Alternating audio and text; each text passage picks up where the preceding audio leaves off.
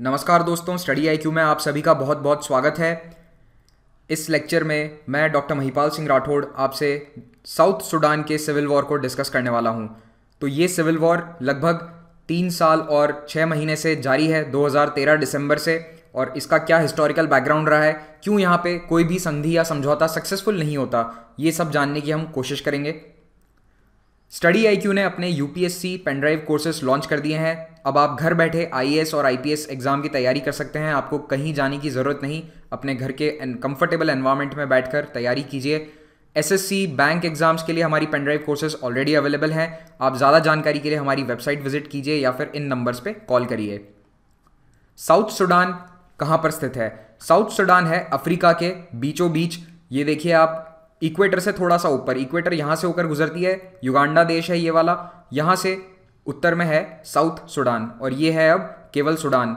आम भाषा में बोलचाल में इसे अब नॉर्थ सूडान लोग कहने लग गए, लेकिन इसका ऑफिशियल नाम रिपब्लिक ऑफ सूडान है। तो साउथ सूडान 2011 में सूडान से अलग हुआ, इंडिपेंडेंस मिली इसे। लेकिन 2013 दिसंबर, लगभग 2.5 साल बाद आज़ादी के, ये एक गृह युद्ध में जा चुका है और ये 3.5 साल से यहाँ गृह युद्ध चल रहा है। इस युद्ध के कारण कई लोग विस्थापित हुए हैं, मैसिव डिस्प्लेसमेंट। लगभग 35 लाख लोग अपने घर को छोड़कर कहीं और जाके बस गए हैं, या तो आस पड़ोस के देशों में या फिर साउथ सूडान में ही किसी अन्य शहर में। तो ये एक बहुत बड़ी ह्यूमन ट्रेजेडी है। इस वक्त एक बहुत बड़ा ह्यूमैनिटेरियन क्राइसिस है दुनिया के सामने। यमन, सीरिया, अफगानिस्तान और इसके बाद साउथ सूडान, ये सबसे बड़े ह्यूमैनिटेरियन क्राइसिस हैं यूनाइटेड नेशंस के सामने, जो बहुत ही चुनौतीपूर्ण है और यहाँ पे कोई रिजल्ट नहीं आ रहा है पिछले 3-4 सालों से। इस पूरे संघर्ष की कहानी क्या है, तो थोड़ा सा हम हिस्ट्री जानेंगे। ब्रिटेन यानी कि इंग्लैंड और इजिप्ट, इन दोनों ने मिलकर साउथ सूडान और नॉर्थ सूडान पर अपना कब्जा जमा रखा था 1899 से 1956 तक। तो इजिप्ट भी कई समय तक इंग्लैंड के अधीन रहा था और इन दोनों ने मिलकर सूडान के ऊपर अपना कब्जा जमा लिया। तो 50 साल से भी ज़्यादा समय तक ये व्यवस्था चली, लेकिन फिर वहाँ पे 1953 में एक समझौता हुआ जिसके तहत सूडान को आज़ादी दे दी गई। लेकिन ब्रिटेन ने जाते जाते यहाँ भी एक खेल कर दिया। आप देखेंगे दुनिया में जहाँ भी इस तरह के जियोपॉलिटिकल परेशानियाँ आज हम झेल रहे हैं, ज़्यादातर जगह ब्रिटेन का कहीं ना कहीं हाथ होगा। तो यहाँ पे डिवीजन करने की बजाय उन्होंने 2 अलग अलग एडमिनिस्ट्रेटिव रीजन्स को जोड़ दिया। तो दक्षिण और उत्तर सूडान, जो कि पहले अलग थे, अलग तरह से एडमिनिस्टर होते थे, उन दोनों को मर्ज करके एक साथ आज़ादी दे दी गई। तो यहाँ पे भारत का उल्टा काम हो गया और दक्षिण के जो लीडर्स थे वो इससे बहुत हैरान रह गए, क्योंकि उनसे किसी ने बातचीत नहीं करी, कोई कंसल्टेशन उनसे नहीं करी गई। और उन्हें यह डर था कि जो उत्तरी सूडान के पॉलिटिकल लीडर्स हैं वो पूरी तरह से सत्ता पे काबिज हो जाएंगे और दक्षिण को बिल्कुल रिप्रेजेंटेशन नहीं देंगे। और ऐसा ही हुआ। तो जब ये यूनाइटेड सूडान बना 1956 में, 53 में समझौता हुआ था और 56 में आज़ादी मिल गई सूडान को। तो इस यूनाइटेड सूडान के बनते ही कुछ वर्षों में ही तुरंत वहाँ पर सिविल वॉर छिड़ जाता है। तो पहले देखेंगे सिविल वॉर के पीछे के कारण। सूडान में एक नॉर्थ साउथ डिवाइड है। नॉर्थ सूडान जो है वो मोस्टली अरब मुस्लिम्स से पॉपुलेटेड है। वहाँ पे अरब मुस्लिम्स जो एथनिसिटी है वो लोग रहते हैं, धर्म इस्लाम है, थोड़े रीति रिवाज अलग हैं, कल्चर अलग है। दक्षिण सूडान में ज़्यादातर क्रिश्चियंस या फिर एथनिक ट्राइब्स हैं। तो अफ्रीकी एथनिक ट्राइब्स हैं, बहुत सारी ट्राइब्स हैं, लगभग 50 से भी ज़्यादा एथनिक ट्राइब्स दक्षिण सूडान में रहती हैं और उनका कल्चर बिल्कुल अलग है उत्तरी सूडान से। तो ये आप देख सकते हैं, ये एक टिपिकल नॉर्थ सूडान का अरब का फोटो है और ये एक टिपिकल साउथ सूडान के ट्राइबल का फोटो है जो अपनी गाय को संभाल रहा है। वहाँ पे गायों का बहुत महत्व है, गायों को धन की तरह देखा जाता है। जिसके पास ज़्यादा गाय है वो सबसे अमीर आदमी होगा। तो ये है सूडान। तो ये जो रफ लाइन आपको दिख रही है रेड कलर की, ये इसके दक्षिण का जो एरिया था, यहाँ पे ये बहुत सारी मल्टीपल एथनिसिटीज़ रहती थी और उत्तर में अरब और मुस्लिम्स। खार्तूम कैपिटल था। ध्यान रखना, खार्तूम वो जगह है जहाँ पे ब्लू नाइल और वाइट नाइल आकर मिलती हैं और ये दोनों मिलकर मुख्य नील नदी बनाती हैं। तो ये आ रही है यहाँ पे वाइट नाइल जो कि साउथ सूडान से आती है और यहाँ पे आ रही है ब्लू नाइल। तो ब्लू नाइल और वाइट नाइल मिलकर बनाते हैं नाइल रिवर। तो खार्तूम में दोनों का संगम होता है। एक और सब बड़ा कारण था ऑयल। जहाँ पे तेल आ जाता है वहाँ पे कोई ना कोई परेशानी ज़रूर आएगी, जियोपॉलिटिकल प्रॉब्लम ज़रूर आएगी। तो प्रॉब्लम ये है कि तेल मिला है साउथ के एरिया में। तो जब नॉर्थ और साउथ सूडान एक हुआ करते थे तो सारा तेल का दोहन तो यहाँ से होता था, लेकिन यहाँ के लोगों को कोई पैसा नहीं मिला। यहाँ पे अभी भी गरीबी रही। सारा जो तेल है वो एक्सपोर्ट कहाँ से होगा, ये देखिए ग्रीन कलर की पाइपलाइंस बनी हुई है, यहाँ से रेड सी का जो पोर्ट है इनका, पोर्ट सुडान, क्योंकि समुद्र का एक्सेस सिर्फ उत्तर में है, यहाँ दक्षिण में कोई समुद्र का एक्सेस नहीं है, और सारी ज़्यादातर रिफाइनरीज भी उत्तर में ही थी, तो सारा तेल दक्षिण से निकलकर उत्तर में जाता था, सारा पैसा भी उत्तरी लोगों के पास, उत्तरी सरकार के पास, दक्षिण के जो लोग थे उनके पास ज़्यादा इसका रेवेन्यू रिसोर्सेज का नहीं आ पा रहा था। तो ये एक बहुत बड़ी प्रॉब्लम थी, इसके कारण दक्षिण के लोगों में हमेशा से गुस्सा भरा था। तो पहला सूडान का सिविल वॉर 1955 में ही शुरू हो गया। तो आज़ादी मिली नहीं, उससे कुछ महीनों पहले ही लड़ाई छिड़ गई। जो दक्षिण के लोग हैं उन्होंने कुछ मिलिशियाज बनाकर लड़ाई लड़नी शुरू करी और ये बहुत सालों तक चला। आप देखेंगे 1972 तक, तो 17 साल की इस लड़ाई में कई लोग मारे गए, लगभग 5 लाख लोग मारे गए। लेकिन 72 में एक पीस ट्रीटी हुई, एक समझौता हुआ, लेकिन ये समझौता ज़्यादा साल नहीं चला, 11 साल बाद फिर से लड़ाई छिड़ जाती है। तो ये सेकंड सूडान सिविल वॉर है। तो सूडान में पहले ही 2 सिविल वॉर हो चुके हैं। इसे कई बार सेकंड वाले को कई बार वॉर ऑफ इंडिपेंडेंस भी कहा जाता है, क्योंकि ये 83 से 2005 तक चला और जब 5 में ये समाप्त हुआ तो फाइनली जो समझौता होता है उसमें दक्षिण सूडान को इंडिपेंडेंस देने की बात कह दी गई थी। तो इसीलिए दक्षिणी सूडान के लोग इसे वॉर ऑफ इंडिपेंडेंस भी कहते हैं। ये लड़ाई बहुत ही खतरनाक थी। इसमें सूडान्स पीपल लिबरेशन आर्मी नाम का एक ग्रुप था, SPLA, इसने इस लड़ाई को संभाला दक्षिणी सूडान में, और उत्तर से लड़ाई लड़ते हुए यहाँ पे 2 मिलियन यानी 20 लाख लोग इस लड़ाई में मारे गए और 40 लाख लोग विस्थापित हुए। तो ये वर्ल्ड वॉर 2 के बाद से शायद सबसे खतरनाक गृह युद्धों में से एक है। अफ्रीका में कई गृह युद्ध छिड़े हैं, लेकिन इतना लंबे समय तक और इतना खतरनाक गृह युद्ध शायद और किसी देश का नहीं है। 20 लाख लोग मारे गए थे इसमें, जब आबादी भी इतनी ज़्यादा नहीं थी। ये 80s की बात है। तो 83 से 2005 तक चले इस सिविल वॉर में इतना ज़्यादा खून खराबा हुआ। तो आपस में जो दक्षिण के लोग थे, पहले उनके पास टारगेट क्या था कि सब मिलके उत्तर से लड़ेंगे, नॉर्थ से आज़ादी चाहिए, लेकिन उनमें आपस में भी परेशानियां थी। तो दक्षिण की जो ये अलग अलग एथनिसिटीज़ हैं, अलग अलग ट्राइब्स हैं, वो एकजुट तो थी लेकिन सिर्फ उत्तर से लड़ने के लिए। तो जैसे ही अभी आज़ादी की बातें हुई उसके बाद वो आपस में लड़ना शुरू कर देंगे। तो देखिए 2005 में एक पीस एग्रीमेंट हुआ सूडान यानी उत्तरी सूडान और SPLA के बीच में। अब ये SPLA जो है आर्मी, ये एक मूवमेंट बन चुका था, पॉलिटिकल पार्टी। तो इन्होंने बनाया सूडान पीपल्स लिबरेशन मूवमेंट, जो कि एक पॉलिटिकल पार्टी बनेगी। इसे 6 साल का वक्त दिया गया कि SPLA अपनी पार्टी बनाए। 6 साल में एक ट्रांजिशन गवर्नमेंट बनेगी जिसमें दोनों भागीदार होंगे, उत्तरी सूडान और SPLM, और 6 साल बाद एक रेफरेंडम होगा। तो 2011 जनवरी में हुए इस रेफरेंडम में 99% लोगों ने कहा कि हमें आज़ादी चाहिए। तो ये साउथ सूडान आज़ाद हो गया इस तरह से रेफरेंडम के द्वारा, और 2011 के मध्य में ये दुनिया का सबसे नया देश बनता है। तो अभी भी ये दुनिया का सबसे नया देश है। साउथ सूडान रेफरेंडम के थ्रू अलग होता है, और यहाँ पे एक सरकार बनी जिसमें प्रेसिडेंट थे साल्वा कीर, और उन्होंने रिक मैशार को बुलाया वाइस प्रेसिडेंट बनने के लिए। तो हम देखेंगे आगे ये दोनों कौन है। तो एक जॉइंट गवर्नमेंट बनी थी, 2 अलग अलग ट्राइब्स के ये लीडर हैं, और ये सरकार किसने बनाई? इसी SPLM ने। अब ये SPLA जो पहले आर्मी थी, पहले मिलिशिया था, अब ये एक पॉलिटिकल पार्टी का रूप अख्तियार कर चुका है। तो इस तरह से साउथ सूडान 2011 में इंडिपेंडेंट होता है। एक बार साउथ सूडान की बाउंड्रीज देख लेते हैं हम।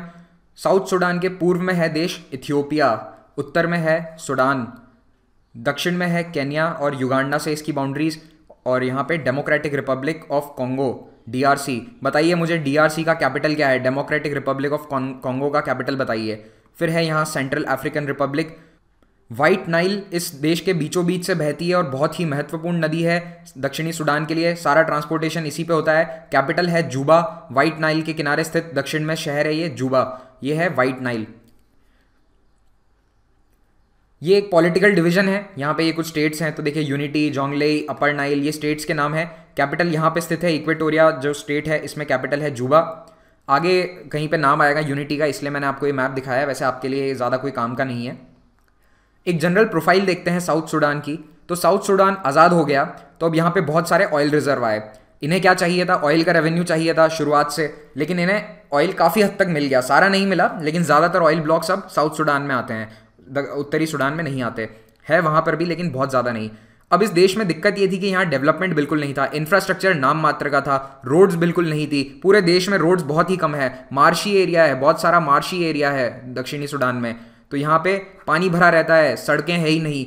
ऐसे में व्हाइट नाइल यहाँ पे ट्रेड और ट्रांसपोर्ट की लाइफ लाइन है। इसी के किनारे महत्वपूर्ण शहर बसे हुए हैं और ट्रेड भी इसी नदी के द्वारा होता है। आबादी लगभग 11 मिलियन है, यानी 1 करोड़ से थोड़ी सी ज़्यादा, 11 या 12 मिलियन के आसपास आबादी है।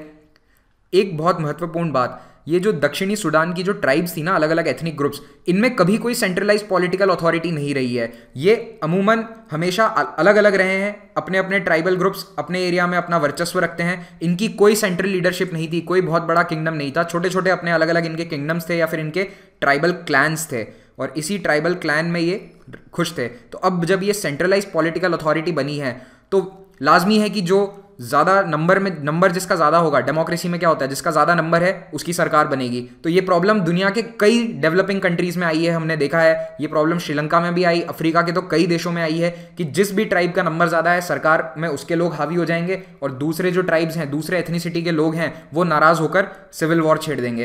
तो यहाँ पर भी कुछ ऐसा ही हुआ।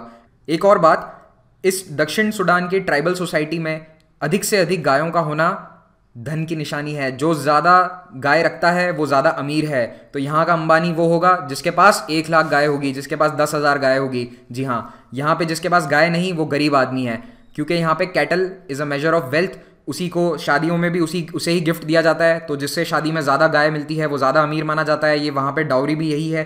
तो इस तरह का कल्चर वहाँ का है। लैंड की इतनी ज़्यादा वैल्यू नहीं है, लैंड तो कम्युनिटी का है, पूरी कम्युनिटी मिलकर ज़मीन की मालिक है। और जो पशुधन है इनका, कैटल है, वो सबसे ज़्यादा इंपॉर्टेंट है। और इसी कारण कैटल रेड्स बहुत होती है। कैटल रेड का मतलब अगर एक ट्राइब की या फिर एक क्लैन की गायें कम हो गई या उनकी गायों में कुछ कमी आ जाती है, अकाल पड़ गया, तो वो दूसरे ट्राइब पे हमला करके उनकी गायें चुरा कर ले आएंगे। और इसके कारण आपस में इनकी बहुत लड़ाइयाँ होती है। तो पहले तो जब बंदूकें नहीं हुआ करती थी तो ये लड़ाइयाँ खतरनाक नहीं थी, लेकिन अब जब से AK-47 आ गई हैं तो ये बंदूक ले जाके कैटल रेड्स करते हैं। तो इसमें कई लोग मारे जाते हैं। इनफैक्ट ये सिविल वॉर जब से शुरू हुआ है 2013 में, उसके बाद से लगभग 5,000 लोग तो सिर्फ इन कैटल रेड्स में मारे जा चुके हैं।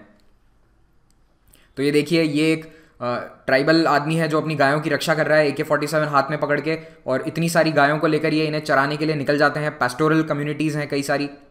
फिर हम आएंगे फिर से अब गवर्नमेंट पे। तो जो 2011 में गवर्नमेंट बनती है उसमें SPML, Sudan People's Liberation Movement, SPLM के नेता थे साल्वा कीर, क्योंकि ये दिनका ट्राइब के लीडर हैं और दिनका ट्राइब मेजॉरिटी में है, 35%। सबसे बड़ी ट्राइब दक्षिणी सूडान में दिनका है। तो ये हैं इसके लीडर। तो ये बहुत ही शानदार टोपी पहने हुए जो व्यक्ति बैठा है, ये है साल्वा कीर, ये है प्रेसिडेंट। लेकिन इन्होंने अपने विरोधी, ये भी SPLM के ही पार्ट हैं, रिक मैशार, तो ये रियक मैशार को इन्होंने बुलाया कि आप भी वाइस प्रेसिडेंट बनिए, क्योंकि ये न्यूअर ट्राइब्स हैं। और ये न्यूअर ट्राइब जो है ये सेकंड लार्जेस्ट ट्राइब है, दूसरे नंबर पे, लेकिन इनके सिर्फ 15% लोग हैं।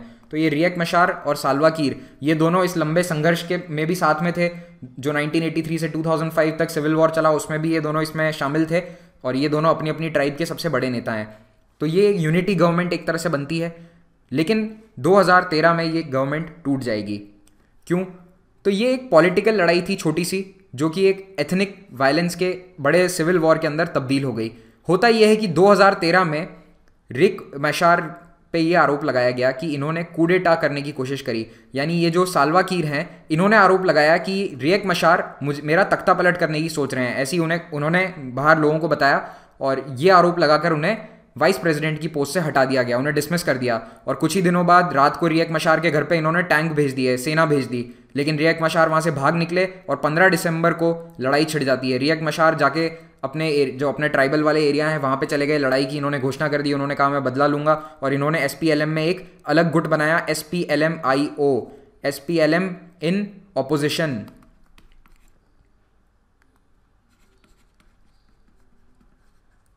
तो ये SPLM-IO रिक मैशार का ऑर्गेनाइजेशन है, और ये अब विरोधी गुट है इस सिविल वॉर में। अब आर्मी भी 2 हिस्सों में बट गई। जो आर्मी में दिनका थे वो साल्वा कीर की तरफ चले गए, और जो न्यूअर थे वो रिक मैशार की तरफ चले गए। और पूरे देश में जो दोनों ट्राइब्स हैं उनमें क्लैशेस होने लगे। दोनों अपनी अपनी जाति के लोगों को भड़काना इन्होंने शुरू कर दिया, अपनी अपनी ट्राइब्स के लोगों को इन्होंने भड़काया कह के कि आप सामने वालों को मारो। तो मास किलिंग शुरू हुई, घर घर जाके लोगों ने इकट्ठा किया दूसरी जाति के लोग को और उन्हें लाकर गोलियों से भून दिया। तो इस तरह की घटनाएं पूरे देश में होनी शुरू हो गई दिसंबर 2013 में। अब बात यह है कि मिस्टर कीर और मिस्टर मैशार जो हैं, इन दोनों को सपोर्ट करने वाले एक दूसरे की आपस की कम्युनिटी में भी हैं। यानी कीर को सपोर्ट कई न्यूअर भी करते हैं और मैशार को सपोर्ट कई सारे दिनका भी करते हैं। और इसके अलावा जो अलग अलग 50 छोटी मोटी ट्राइब्स हैं इनमें भी इन्होंने घेराबंदी कर ली। कई ट्राइब्स मशार की तरफ चली गई, कई कीर की तरफ चली गई। जो मशार के सपोर्ट में वो कहते हैं कि कीर एक तानाशाह की तरफ बिहेव करते हैं, वो सिर्फ दिनका का ध्यान रख रहे हैं, हमारा क्या होगा, तो हमारा नेता कैसा हो, रिएक मशार जैसा हो, ये कहते हुए वो रिएक मशार के तरफ चले गए हैं। तो अब ये बहुत ही कॉम्प्लेक्स लड़ाई बन चुकी है। इसमें सिर्फ 2 ट्राइब्स नहीं है, इसमें कई सारी ट्राइब्स शामिल हो गए हैं। और अब इन छोटी मोटी ट्राइब्स के बीच में भी आपस में जो पुरानी दुश्मनियां थी, पुरानी रंजिशें हैं, वो अब सब बाहर निकल के आ रही हैं। Forces backed by mister Machar seize the town of Bentiu, I am sorry, थोड़े से नाम यहाँ पे टफ है प्रोनाउंस करने मेरे लिए। तो मशार के जो लोग हैं उन्होंने साउथ सुडान के उत्तर में जो स्थित एक शहर है बेंतियू, जो यूनिटी स्टेट में है, और वहाँ पे बहुत ज़्यादा तेल वाला एरिया है। ये unity state mainly oil producing area है। तो बेंतियू को इन्होंने कैप्चर कर लिया और ये इनके लिए बहुत बड़ी जीत थी। लेकिन बाद में इन्हें वहाँ से भगा दिया गया। फिर ये कुछ टाइम बाद फिर से आ गए, तो वहाँ इन्होंने एक बहुत बड़ा मैसेकर किया, कई लोगों की हत्या कर दी 2014 में।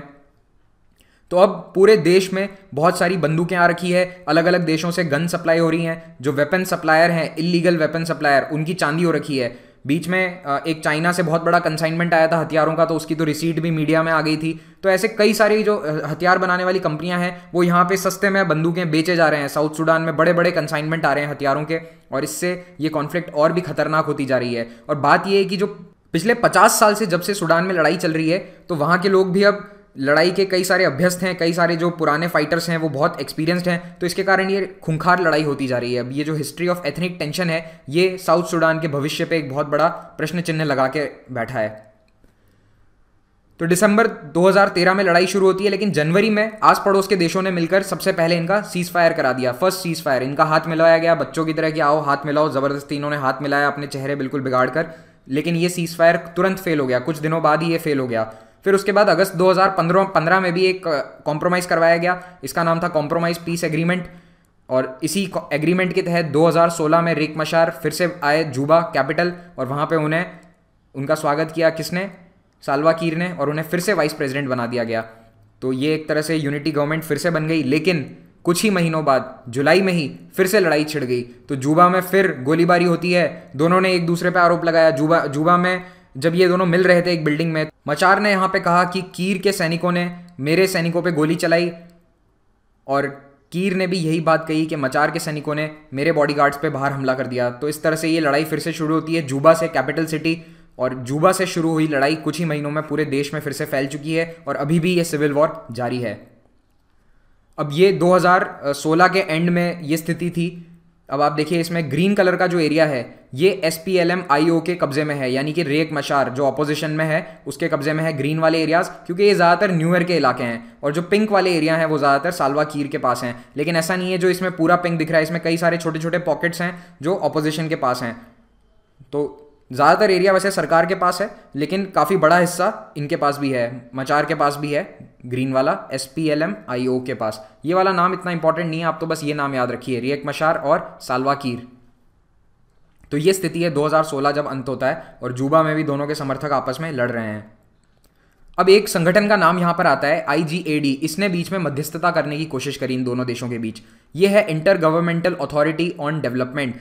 मैंने ये यहाँ पे इसलिए लगाया है क्वेश्चन क्योंकि UPSC आजकल इस तरह के ऑर्गेनाइजेशंस बहुत पूछ रहा है, रीजनल ऑर्गेनाइजेशंस, छोटे छोटे रीजनल ऑर्गेनाइजेशंस। अब अफ्रीकन यूनियन पूछने का ज़माना गया, अब आपके सवाल इसी तरह के आएंगे। ईस्ट अफ्रीकन कम्युनिटी क्या है, IGAD क्या है, तो इसके मेंबर्स ध्यान से देख लीजिए। ये मेनली एक ट्रेड ब्लॉक है, हेडक्वार्टर है इसका जिबूटी में। यहाँ है जिबूटी, छोटा सा देश, तो इसके मेंबर हैं जिबूटी, एरिट्रिया। एरिट्रिया कहाँ है, ये है एरिट्रिया, फिर ये है नॉर्थ सुडान, फिर ये है साउथ सुडान। फिर उसके बाद अगला देश है ये वाला, ये है इथियोपिया, ये सोमालिया, ये है केन्या और ये है युगांडा। तो ये 8 देश इसके मेंबर हैं, और इन्होंने ही, इस संगठन ने मिलकर नॉर्थ और साउथ सुडान के बीच में वार्ता कराई। तो बार बार ये कोशिश कर रहे हैं कि वार्ता सफल हो जाए, लेकिन हो नहीं पा रही है। तो इस संगठन का बहुत बड़ा रोल है पीस टॉक्स में। अब आप एक बात सोचिए, लड़ाई सिर्फ एक देश में है, साउथ सुडान में, तो आखिर ऐसा क्या है कि इतने देश मिलकर भी, UN भी इसमें इन्वॉल्व था, UN ने भी कोशिश करी, तो ये सब मिलकर भी शांति वार्ता क्यों नहीं करवा पा रहे? आखिर पीस इतनी मुश्किल क्यों है शांति लाना? इसमें कई सारे कारण हैं। सबसे पहला, बराक ओबामा और बैन की मून अपने कार्यकाल के समाप्ति की तरफ थे जब ये सिविल वॉर उभर कर आया बाहर। तो बैन की मून अब रिटायर हो चुके हैं, ओबामा भी रिटायर हो चुके हैं, अपने पद से हट चुके हैं।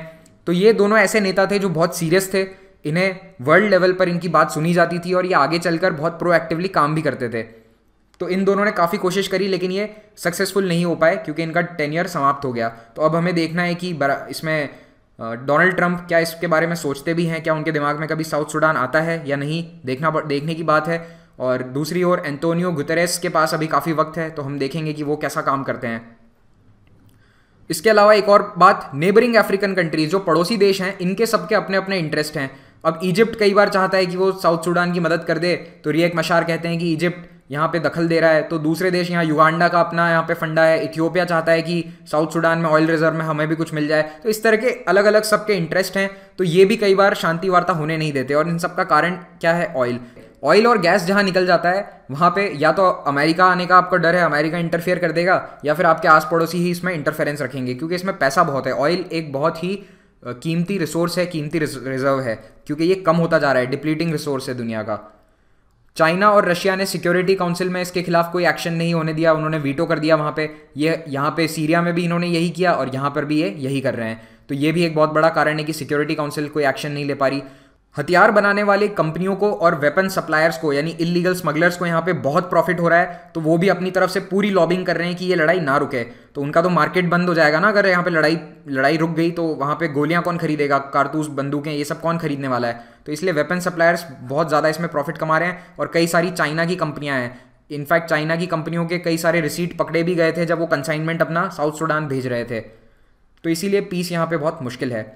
भारत ने ऑपरेशन संकट मोचन चलाया था जुलाई 2016 में, जब जूबा में दूसरी बार ये सिविल वॉर फिर से शुरू हुआ था। रिएक मशार और साल्वा कीर के बॉडीगार्ड्स ने आपस में जब गोलियां चला दी थी, तो उस समय भारत के लोग जो जूबा में रह रहे थे, उन्हें वहां से निकालने के लिए ऑपरेशन संकट मोचन चलाया। किसने? वीके सिंह की अगुवाई में। ये वीके सिंह हैं हमारे minister of state for external affairs. तो ये भारत के साथ साथ ही दूसरे नेशनैलिटीज़ के लोगों को भी गए और इंडियन एयरफोर्स के प्लेन में लेकर आए थे। और एक और बात, भारत यहाँ पे UNMISS को भी सपोर्ट कर रहा है, अपने सैनिक भेज रहा है। ये UNMISS क्या है? United Nations mission in south Sudan. तो ये यूनाइटेड नेशंस की पीस कीपिंग फोर्स है, ये उनका वहाँ पे मिशन है। हालांकि ये बहुत सक्सेसफुल नहीं हो पाया, लेकिन काफ़ी हद तक इसने शांति बनाए रखी है। और एक बार इसमें लड़ते लड़ते भारत के जवान भी इसमें यहाँ पे शहीद हुए थे UNMISS के में। तो ये ध्यान रखना, UNMISS क्या है और भारत भी इसका हिस्सा है। इस गृह युद्ध के क्या इफेक्ट पड़ रहे हैं, क्या इसके इफेक्ट्स हैं? पहली बात, 50,000 लोग यहाँ मारे जा चुके हैं। अब वैसे आप देखें तो सीरिया के कंपैरिजन में ये आंकड़ा बहुत छोटा है, लेकिन यहाँ पे पॉपुलेशन कितनी कम है, सिर्फ 1 करोड़ की पॉपुलेशन है। 1 करोड़ की पॉपुलेशन, 1 करोड़ 10 लाख की पॉपुलेशन में अगर 50,000 लोग मारे गए हैं तो ये बहुत बड़ी संख्या है। फिर एथनिक क्लेंजिंग, तो जैसे जब ये लड़ाई छिड़ी थी तो दिनका के जो मिलिशियाज हैं वो जाके न्यूअर्स को उनके घरों से बाहर निकाल के मार रहे थे। तो इस तरह की एथनिक क्लेंजिंग दुनिया ने आखिरी बार देखी थी 1994 के रवांडा जेनोसाइड में, और तब भी यूएन कुछ नहीं कर पाया था, यूएस कुछ नहीं कर पाया था, पूरी दुनिया बस देखती रह गई थी। और 8 लाख लोग वहाँ पे रवांडा में मारे गए थे, एथनिक क्लेंजिंग हुई थी। अभी भी दुनिया कुछ नहीं कर पा रही है, और ये बहुत शर्म की बात है पूरी दुनिया के लिए कि हम यहाँ पे एथनिक क्लेंजिंग नहीं रोक पा रहे हैं। तो अभी तक इतने बड़े स्केल पे तो नहीं हुई है, लेकिन कुछ कह नहीं सकते, अगर ये सिविल वॉर नहीं रुका तो पता नहीं यहाँ पे क्या होगा। 3.5 मिलियन डिस्प्लेस्ड, यानी 35 लाख लोग अपने घर छोड़कर, लड़ाई के कारण घर छोड़कर अन्यत्र जा चुके हैं, जिनमें से 20 लाख तो साउथ सूडान में ही हैं और लगभग 15 लाख दूसरे देशों में, खास करके युगांडा में। युगांडा में जो कैंप है, रेफ्यूजी कैंप, वहाँ पर एक कैंप है बीडी कैंप, वो दुनिया का सबसे बड़ा रेफ्यूजी कैंप बन चुका है। इतने रेफ्यूजीज वहाँ पे रह रहे हैं, 3-4 लाख रेफ्यूजीज एक ही कैंप पे रहते हैं। और जितने भी रेफ्यूजीज कैंप होते हैं, इनमें डिजीजेस बहुत फैलती हैं, कॉलेरा जैसे आउटब्रेक होते हैं, कॉलेरा जैसी बीमारियां बहुत तेजी से फैलती है, तो बच्चों की सेहत के लिए बहुत नुकसानदायक है। और एक बहुत बड़ी समस्या वो है बलात्कार की। तो जो भी रेफ्यूजी कैंप्स हैं, शेल्टर कैंप्स है, वहाँ पे कई महिलाओं के साथ बलात्कार किया जा रहा है। तो rape has been used as a weapon. जब दिनका और न्यूअर ट्राइब्स के लोग, मिलिशियाज एक दूसरे के गांवों पे अटैक करते हैं, एक दूसरे की बस्तियों पे अटैक करते हैं, तो वहाँ पे उनके सोल्जर्स, कई बार रेप को एज अ हथियार, एज अ वेपन इस्तेमाल किया जाता है। बदला लेने की भावना से महिलाओं का बलात्कार किया जाता है। एनजीओ है, उसने अपने एक रिपोर्ट में कहा था कि 70% महिलाएं जो विस्थापित हैं उनके साथ रेप हो चुका है। यह आंकड़ा बहुत हाई है, और अगर ये सच है तो पूरी दुनिया को अपना सर शर्म में झुका लेना चाहिए। देश के 70% स्कूल बंद हो गए हैं इस सिविल वॉर के कारण। एक भी बच्चा 3 साल से पढ़ाई नहीं कर पाया है, मतलब सिर्फ कुछ शहरों के बच्चे पढ़ पाएँ। तो आप देखिए 70% स्कूल बंद, कितनी बड़ी बात है। और 6 मिलियन यानी 60 लाख की आबादी इस वक्त भुखमरी की शिकार है, फेमाइन। 60 लाख, आधी आबादी भुखमरी से त्रस्त है। क्यों? ये जो फेमाइन है साउथ सूडान में, ये एक मैन मेड फेमाइन है। इसमें खाने को हथियार की तरह इस्तेमाल किया जा रहा है, फूड एज अ वेपन। जो सरकार है जूबा की, यानी कि साल्वा कीर की जो सरकार है, वो इन वाले इलाकों में जो यूनिटी और ये जोंगलाई के जो स्टेट्स हैं, यहाँ पे न्यूअर लोग ज़्यादा रहते हैं, तो यहाँ पे ये यूनाइटेड नेशंस की जो वित्तीय सहायता आती है, खाना आता है, इस सबको जाने ही नहीं दे रहे, इसे रोक देते हैं। एक बार इन्होंने क्या किया कि जो यूनाइटेड नेशंस के वॉलंटियर्स आते हैं तो उनके लिए वीज़ा फीस थी $100, उसे बढ़ाकर $10,000 कर दी। तो $10,000 कौन दे पाएगा? कोई वॉलंटियर अफोर्ड कर सकता है? जी नहीं। तो इस तरह के ये स्टेप्स ले रहे हैं ताकि वहाँ पे यूएन के वॉलंटियर जाए ही ना, वो खाना पहुंचने ही नहीं देते हैं। उनका कहना है कि ये सारा खाना लड़ाई करने वाले सैनिकों के पास जा रहा है, लेकिन ऐसा नहीं है। यहाँ पे 60 लाख लोग भुखमरी का शिकार हैं और इस फेमाइन के कारण दुनिया की सबसे बड़ी फेमाइन इस वक्त ये बन चुकी है। और यही हालत, ऐसी कुछ हालत येमेन में भी है। तो येमेन और साउथ सुडान एक आर्टिफिशियल फेमाइन से ग्रस्त हैं और यूनाइटेड नेशंस यहाँ पे कुछ भी नहीं कर पा रहा है। तो ये सभी जो इलाके आप देख रहे हैं डार्क कर रखे हैं, यहाँ पे फेमाइन है, ये वाले इमरजेंसी वाले एरिया हैं। तो इसलिए अभी साउथ सुडान की हालत काफ़ी ख़राब है बीमारियों के कारण और भुखमरी के कारण। आई होप आपको ये लेक्चर अच्छा लगा। प्लीज़ अपना फीडबैक दीजिए कमेंट सेक्शन में, मुझे बताइए आपको इस तरह के और टॉपिक्स चाहिए तो कमेंट्स में लिखिए कौन से आपको टॉपिक्स में वीडियोस चाहिए, मैं उन्हें बनाने की पूरी कोशिश करूँगा। धन्यवाद।